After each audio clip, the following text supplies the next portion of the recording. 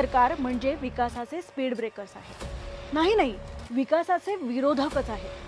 कारण सत्तेत आल्यावर केवळ देवेंद्रजींवर असलेल्या अकसापोटी उबाठांनी कितीतरी योजना बासणात गुंडाळल्या. हे सगळं करण्यासाठी त्यांनी एक धक्का तंत्र वापरलं होतं. धक्का तंत्र? चला तर मग याला थोडं सविस्तरपणे समजून घेऊया. हो, त्यावेळेसच्या बातम्या ऐकल्या, वाचल्या आणि पाहिलेल्या आठवतात. मेट्रोला स्थगिती, देवेंद्रजींना धक्का. हो ना, देवेंद्रजींना धक्का काय? हा धक्का सर्वसामान्य मुंबईकरांना होता. जनतेचे पैसे गेले तरी चालतील, त्यांचे गर्दीने हाल झाले तरी चालतील, मात्र देवेंद्रजींना धक्का बसला पाहिजे हाच उबाठांचा प्रयत्न होता. दुसरा धक्का देण्याच्या नादात त्यांनी सारथी संस्था बंद केली. गोर गरीब मराठा समाजातील विद्यार्थ्यांना शिक्षणापासून वंचित ठेवलं तरी चालेल, पण देवेंद्रजींना धक्का बसलाच पाहिजे. तिसरा धक्का, आणि तो म्हणजे जलयुक्त शिवार योजना बंद करणे. हा धक्का देवेंद्रजींना बसलाच.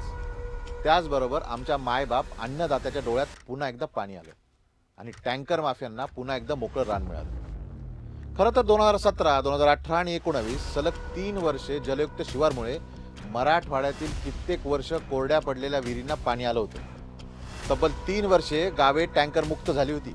पण शेतीतलं आणि कशातलंच काही कळत नसलेल्या द्वेषांत झालेल्या उबाठांना शेतकऱ्यांशी काहीच देणं घेणं नव्हतं. त्यांना सगळ्यापेक्षा त्यांचा इगो महत्वाचा वाटत होता. इथेच ते थांबले नाहीत. त्यांनी कृषी उत्पन्न बाजारपेठ समितीतून शेतकऱ्यांना मतदानाचा अधिकार सुद्धा काढून घेतला आणि दलालांसाठी मार्ग मोकळा केला.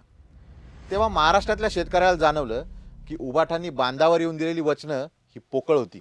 आसमानी संकट जेव्हा शेतकऱ्यांवर कोसळलं तेव्हा शेतकऱ्याला वाटलेलं की विम्यातून त्याला दिलासा मिळेल. पण वसुली किंग तत्कालीन मुख्यमंत्री राज्याकडून विमा कंपन्यांना देण्याचा जो हप्ता होता तोच भरायला विसरले आणि इन्शुरन्स कंपन्यांचं भलं झालं. शेतकऱ्यांच्या डोळ्यात मात्र पुन्हा एकदा पाणी आलं आणि देवेंद्रजींच्या सुद्धा. पण इतकं सगळं करूनही उबाठांचा इगो काही सुखावत नव्हता. त्यांनी चक्क सरपंच पदाची निवड जनतेतून रद्द केली आणि अजून एक धक्का देवेंद्रजींना देण्याचा प्रयत्न केला. सरपंच पदाचा घोडेबाजार करण्याचा प्रयत्न केला. बरं, याला राज्यातील सरपंच परिषदेने विरोध केला. राज्यातील 9000 ग्रामपंचायतीने याच्या विरोधाचा ठराव मांडला. पण उबाठांना त्याचं काय?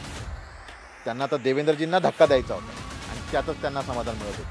हो ना, जिल्हा परिषद शिक्षकांच्या बदल्या पुन्हा एकदा जिल्हा परिषदेकडे देण्याचा निर्णय घेऊन त्यांनी देवेंद्रजींबरोबरच सगळ्या शिक्षकांना धक्का दिला.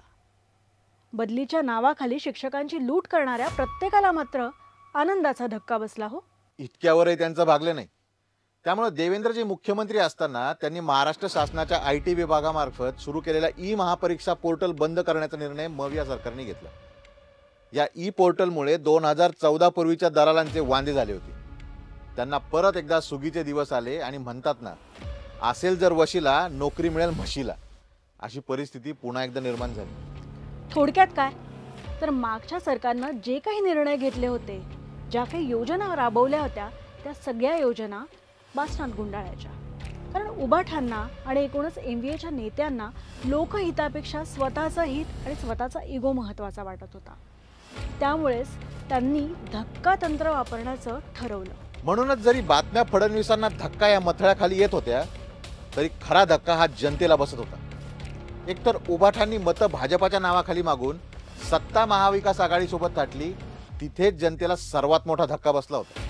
ज्या नेत्यांना स्वतःच्या इगो पुढे जनतेचं हित वगैरे काहीही दिसत नाही, केवळ श्रेय मिळणार नाही म्हणून त्या कामांचा काय फायदा असा विचार करणाऱ्या नेत्यांच्या हातात आपलं राज्य देणं किती धोकादायक आहे. त्यामुळे विचार करा, निर्णय तुमचाच आहे. कारण हा देश आपला आहे, हे राज्य आपलं आहे आणि ते कुणाच्या हातात द्यायचं हा निर्णय देखील आपलाच आहे. जय हिंद, जय महाराष्ट्र.